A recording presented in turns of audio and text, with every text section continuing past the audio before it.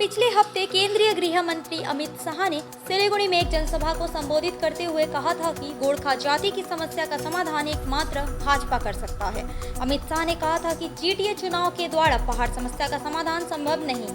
आज बुधवार को सिलीगुड़ी में पत्रकारों को संबोधित करते हुए पहाड़ की नई राजनीतिक पार्टी भारतीय गोरखा सुरक्षा परिषद के नेता एसपी शर्मा ने भाजपा पर हमला करते हुए कहा कि भाजपा पहाड़ के लोगों को सिर्फ सपना दिखाती है।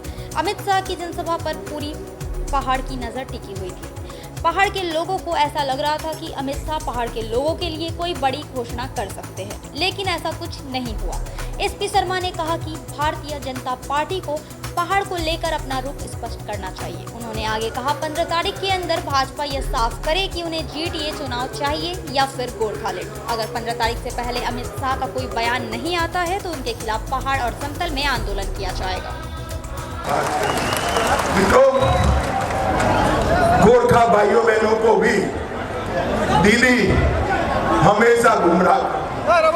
मैं आज मेरे गोरखा भाइयों बहनों को कहने आया हूं, अगर कोई एक पार्टी है जो गोरखाओं के हित में सोचती है तो केवल और केवल भारतीय जनता पार्टी। हमने कहा है कि संविधान की मर्यादाओं के तहत सारी समस्याओं का स्थायी राजनीतिक समाधान ढूंढ लिया जाएगा। दीदी, जीटीए चुनाव से गोरखाओं की समस्याओं का समाधान नहीं होने वाला है, आप समझ कर रखिए।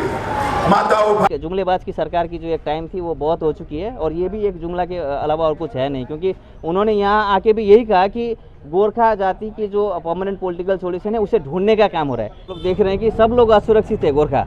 हम लोग देख रहे हैं कि चाय बागान में, सिनकोना बागान में आंदोलन हो रहा है, आप लोगों को भी पता होगा। हम लोग देख रहे हैं ये दूधिया रोहिणी में ज़मीन के पट्टे के लिए आंदोलन हो रहा है, वो लोग असुरक्षित फील कर रहे हैं। हम लोग देख रहे हैं टीचर घुमजोर बंगलो जो कॉलेज है वहाँ पे अनशन चल रहा है, अभी टीचर असुरक्षित है। तो सारे के सारे भाषा असुरक्षित है, आदमी असुरक्षित है, तो पूरा जाति असुरक्षित हो गया अभी। तो इसीलिए एक ज़रूरत पड़ गया एक ऐसा ऑर्गेनाइजेशन जो गोरखा जाति की तो भारत में सुरक्षा के लिए पहल करे। तो इसी के लिए ये भारतीय गोरखा सुरक्षा परिषद का एक गठन करना पड़ा। सामने तो जीटीए इलेक्शन है, वही जीटीए इलेक्शन का जो एक हवा सुनने में आया कि 1 जून महीने में हो सकता है। तो इसी के कारण हमें लगा कि अब सब वक्त आ चुका है कि गृह मंत्री जो हमारे जो माननीय गृह मंत्री जी हैं तो वो अब आएंगे और एटलीस्ट कुछ पहल करें, लेकिन उन्होंने कुछ किया नहीं है। तो इसलिए हमें लगा कि अब ये जून महीने में अगर जीटीए इलेक्शन हो गया तो अगले 5 साल के लिए तो गोरखालैंड का जो मुद्दा है वो ठंडा पड़ जाएगा। तो इसलिए जो भी कुछ करना है, जिन्हें भी इंश्योरेंस करना है, जिन्हें भी लगता है कि वो अलग राज्य के लिए काम कर रहे हैं, तो सारे लोगों को अब एक मंच पे आके ये मई महीने में जो है, जून महीने का इंतजार ना करते हुए मई महीने में एक क्लियर कट एक डिसीजन पे आनी है, या हम जीटीए इलेक्शन में जा रहे हैं या हम सेपरेटिस्ट गोरखालैंड के लिए काम कर रहे हैं। तो इसीलिए के लिए हम दबाव बनाने की कोशिश कर रहे हैं सेंट्रल गवर्नमेंट के ऊपर, क्योंकि ये अलग राज्य का जो मुद्दा है वो स्टेट गवर्नमेंट का नहीं है। और स्टेट गवर्नमेंट से हमने ये कहा कि आप जीटीए इलेक्शन अगर कराते हो तो पब्लिक ग्रीवेंसेस को पहले कम करो, उसके बाद ही जीटीए इलेक्शन का काम कीजिएगा। अदरवाइज़ ये आपका अनडेमोक्रेटिक मूवमेंट हो जाएगा, एक ये डिक्टेटरशिप होगा, डेमोक्रेसी नहीं होगा। तो ये हम लोगों ने संदेश दे दिया है वाया डीएम। और केंद्र सरकार को मैसेज देने के लिए हम लोग यही कह रहे हैं कि 15 तारीख तक आप जो कहना है, आपकी ये गठबंधन के दल कह सकते हैं, आपके शीर्षस्थ नेतृत्व कह सकते हैं, वॉट एवर इट इज़ आप कह लो। अगर आप कुछ नहीं कहते, आपकी तरफ से कोई जवाब नहीं आती है, तो हम आपके जो पुतले को फिर जूते की माला के साथ हम लोग स्वागत करेंगे, क्योंकि पद का जो गरिमा रखना था वो आपको करना था, हमें नहीं। आपने तो 12 नवंबर को दूसरी टाइप टॉक होगी, आपने कही थी, आज तक नहीं हुई।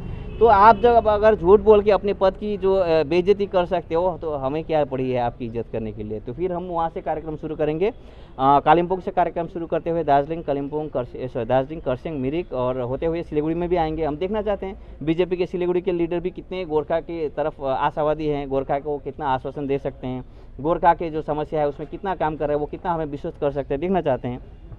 यहाँ से भी क्लियर कट मैसेज नहीं आती तो स्टेट लेवल में जाएंगे, स्टेट लेवल के नेतृत्व से बात करेंगे, भाई बताओ क्या चल रहा है, क्या हो क्या रहा है। और अगर वहाँ भी न्याय नहीं मिलती तो हम केंद्र सरकार के पास जाएंगे, सेंट्रल लेवल के जो उनके ऑफिस है वहीं जाके वहीं उनसे चर्चा करना चाहते हैं कि गोरखा जाति को इतना झूठ क्यों बोल रहे हो आप, कुछ काम नहीं कर सकते तो नहीं कर सकते, बता दो ना। तो हम अगला कुछ रणनीति, अगला कुछ उपाय हम लोग देख लेते हैं। तो इस तरह के हम चर्चा के थ्रू से ही इस विषय को, मुद्दे को सॉल्व करना चाहते हैं, लेकिन चर्चे पे अगर वो आना नहीं चाहते तो इस तरह का कार्यक्रम करना पड़ेगा हमें। तो देखते हैं अब वो कौन सा रास्ता चूज़ करते हैं। हमने तो अपने सारे विकल्प बता दिए। गोरखा जाति के लिए अमित शाह ने कहा कि भारतीय ये एकमात्र वही एक पार्टी है जो काम करती है, लेकिन 2009 में हम लोगों ने जिताया था, देखा कुछ नहीं हुआ। 2024 में तो उनका सरकार बना था, देखा कुछ नहीं हुआ। 2019 में भी जो सरकार बनी, अब तो आधा से ज़्यादा कार्यकाल बीत चुका है, अब तक देखा कुछ नहीं हुआ। अब 2022 तो ख़त्म होने को है, 23 का 1 साल है, 24 में तो सिर्फ इलेक्शन की ही बातें होगी, वहाँ पे कोई ठोस कुछ काम होगा नहीं। तो इस समय में हमें लगता है कि ये जुमले की जो एक जुमलेबाज की सरकार की जो एक टाइम थी वो बहुत हो चुकी है, और ये भी एक जुमला के अलावा और कुछ है नहीं, क्योंकि उन्होंने यहाँ आके भी यही कहा कि गोरखा जाति की जो परमानेंट पॉलिटिकल सॉल्यूशन है उसे ढूंढने का काम हो रहा है। ढूंढता कौन है? हम लोगों ने जब कहा कि हमारा परमानेंट पॉलिटिकल सॉल्यूशन गोरखालैंड है, सेपरेट स्टेट है, तो ढूंढने को किसने कहा उन्हें? पहले तो सवाल यहाँ पे आते हैं, आप अगर ढूंढ रहे हो मतलब आप गोरखालैंड नहीं दूसरा कुछ ढूंढ रहे हो, तो दूसरा कुछ ढूंढने को आपने किसने कहा? गोरखा जाति ने तो नहीं कहा। पहला सवाल तो यहीं आते ना, तो जब तक इसका आंसर नहीं मिलता तब तक तो अभी तो जब शुरुआती हुई है, तो हम लोगों ने पहला काम ही किया था कि अमित शाह का वो विजिट का एक टाइम आ चुका था, 24 तारीख को ही गठन हुए, 1 महीना भी नहीं हुआ है, तो ओवरऑल जो रिस्पॉन्स है अच्छा है। और हम चाहते हैं कि पहाड़ में पॉलिटिक्स के नाम पे जो एक बिजनेस चल रहा है उससे भी थोड़ा सा हम हटके काम कर रहे हैं, क्योंकि पहाड़ में देख रहे हैं कि हम भी कंफ्यूज लगता है कभी कभी हमें कि एनजीओ का काम पॉलिटिकल पार्टी कर रहा है, पॉलिटिकल पार्टी का काम एनजीओ कर रहा है, वो क्या रहा है? पॉलिटिकल पार्टी का काम जैसे कहीं पे आपको रास्ता बनाना है, तो रास्ता बनाने का काम तो एडमिनिस्ट्रेशन का है ना, डिपार्टमेंट्स हैं, आप सरकार को टैक्स देते हो, वो करना है। पॉलिटिकल पार्टी वहाँ पे चली जाती है रास्ता बनाने के लिए। अगर आपको यही सब करना है तो फिर जीटी क्यों चाहिए? जीटी इलेक्शन क्यों लड़ रहे हो? तो ये तमाम बातें हैं जो कन्फ्यूजन है, हमें लगता है वहाँ से ऊपर उठनी चाहिए, और हमारा कार्यक्रम उसी हिसाब से, हम प्योर पॉलिटिक्स करना चाहते हैं, सोशल वर्क नहीं। आप क्या चाहते हैं? पीपीएस तो एक अफवाह के सिवा कुछ है नहीं। पीपीएस का ना आपको अर्थनीति पता है, पीपीएस का ना जुडिशरी पावर आपको पता है, पीपीएस का ना आपको एडमिनिस्ट्रेटिव पावर पता है, कुछ भी तो नहीं है। तो पीपीएस क्या है? कुछ नहीं है, एक हवा अफवाह और कुछ नहीं है।